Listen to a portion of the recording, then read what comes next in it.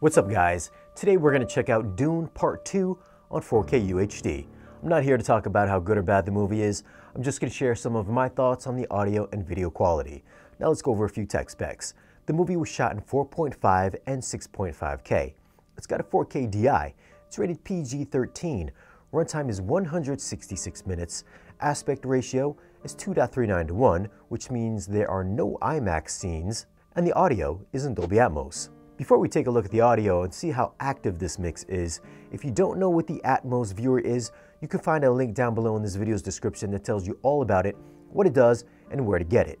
You can also find a list of all the gear that I use for these 4K reviews down there as well, because a lot of you guys always ask me, Shane, what kind of TV or projector are you using? Well, that information is down below in the video's description. Jumping into the ATMOS viewer, we can see at 1 hour 21 minutes in just how active this mix can be. In this particular scene, there's fireworks going off outside of the building, so there's explosions hitting in every direction while the score plays in the background. And if you're using more than 11 channels, you can see that since this is a dynamic mix, it'll scale through all of your available speakers.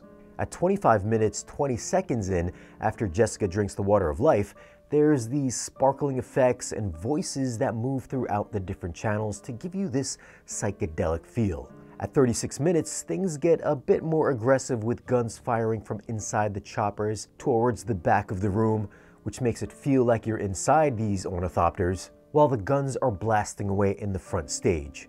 You can hear those gigantic metal finger things from the tanks coming from above your head, slamming to the ground, and this may shake your seats across the floor. Those were of course a few of the standout bigger surround moments, but there's a lot of subtleties also during the non-action moments. At 1 hour 10 minutes while Florence is talking to the Reverend Mother outside, you can hear a ton of birds and environmental sounds chirping off in the background, while the soundstage is very wide, which creates an open atmospheric feeling. The musical score is just as grandiose and cinematic as the first film, with instruments that can be heard throughout the different surround speakers during the movie. So it's not just background music, but there are instrumental effects that act as sound effects at times. So it's pretty cool sounding if you have a surround setup. Now, I did watch this 4 times at the theater in both IMAX and in Dolby Cinema, and this is an authentic representation as to what I heard in the Dolby Cinema. I'd even say better because the ATMOS effects were much more discreet, and the bass response, while I still think the IMAX theatrical mix bumps harder, this whole mix is demo-worthy. The Worm Ride at 54 minutes in has house-shaking rumble, which also happens to be a very dynamic, chaotic surround moment, which I'm sure is going to be used for many subwoofer demos.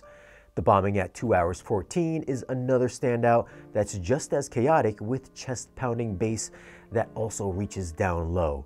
And let's not forget, when the worms come up from under the sand, the floor should start rumbling before they make their appearance on screen. It should feel like an earthquake just hit your town. I want to send a thank you to Kaleidoscape for supplying me with this copy of Dune Part 2 to bring you, the home theater movie-loving community, this 4K review. The 4K Blu-ray will not be out for a few more weeks from the time you watch this video today, but I'm positive it won't be much different, if at all, from this Kaleidoscape version. So if you don't have a Kaleidoscape, this video should tell you exactly what to expect when the disc does come out. And they will sound exactly the same. Now, if you're interested in grabbing a Kaleidoscape, you can get one at our channel partner, Dream Media. Links can be found down below in this video's description. As for the video quality, the Kaleidoscape file comes in at 89.3 gigs, so I'd expect the same for the disc version when it comes out. It's got a max CLL of 763 and a max FALL of 218. It's not a crazy bright HDR transfer, but when has Denis movies ever been eye scorchers? It still has some great specular highlights from flames, explosions, gunshots, sunlight that all contrast nicely against the richly saturated color palette. The look of the film follows the first one in that it's very warm, which highlights the desert locations, while the gladiator scene goes in the opposite direction and removes all color altogether. The whites are extremely clean and vibrant in not only this scene, but it also heightens the desert landscape visuals as well. Black levels were consistent, not crushing any detail, nor were they lifted, but deep, elevating contrast levels, and giving the picture some extremely good pop. Now, just like they did in the first movie, they shot this movie digitally, transferred it to film, then scanned it back to digital. This takes off the clean digital edge and gives it a slightly softer filmic appearance. Therefore, there is a very slight layer of grain throughout. The image is still very crisp and clean, and detail resolution is just as good as what we saw in the first film. You can still count strands of hair and wrinkles, and the textural refinement on costumes, props, and locations are all top tier. It doesn't get too much better than this. It is a stunner of a transfer with tasteful HDR and detail that's demo worthy. I'm gonna have to go a 10 for video. It doesn't get too much better than this.